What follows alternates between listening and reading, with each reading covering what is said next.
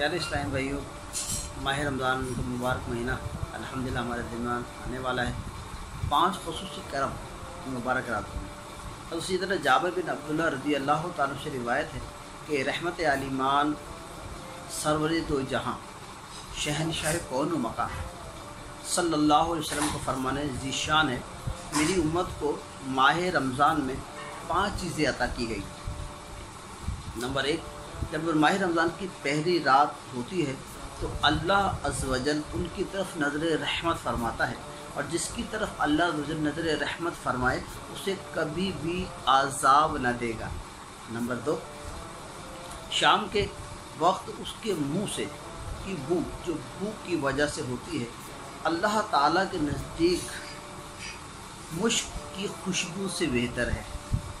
Number 3, फरिश्ते हर रात और दिन उसके लिए दुआए मग़फ़िरत करते रहते हैं। नंबर 4, अल्लाह ताला जन्नत को हुक्म देता है, मेरे नेक बंदों के लिए मुयज़्ज़न हो जा, अन करीब वो दुनिया की